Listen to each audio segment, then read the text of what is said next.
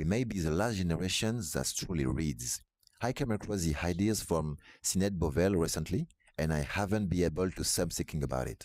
Hi, I'm Alexis Honestas, the Book Strategist. Welcome to Book Strategist Daily.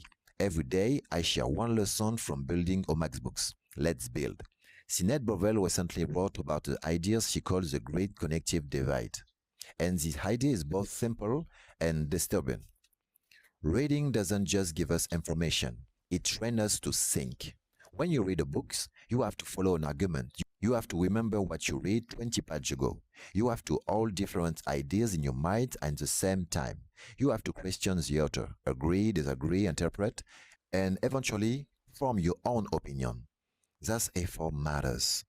But today, more and more of that effort is being removed. Articles are summarized, books are summarized, information is turned into 60-second videos. And now, with artificial intelligence, we can ask a machine to read some things for us, summarize it, explain it, and even tell us what you think about it. And I say this as someone who uses AI every single day. I love technology. I listen to audiobooks. I use Summarize.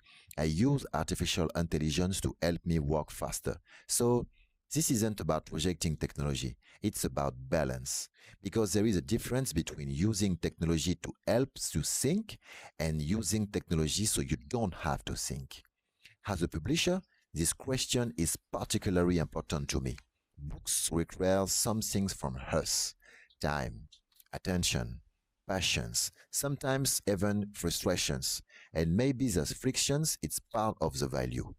Sinead Bovell talk about the future where some people will deliberately preserve their ability to think deeply, while others will gradually outsource more and more of that thinking to technology. That is the great cognitive divide. And maybe in the future, one of the greatest advantages you can have won't be access to more information. Everyone will have access to information. The advantage will be the ability to think deeply about it, to question it, to connect ideas, and to form an opinion that is actually your own. So, here's my question for you. Are you using technology to think better, or are you slowly allowing it to think for you? Let's discuss. You can find me on X, TikTok, LinkedIn, on Instagram, Alexis Honestas. I'm not documenting success, I'm documenting the process. You're listening to the Book Strategist Daily. I'll see you tomorrow.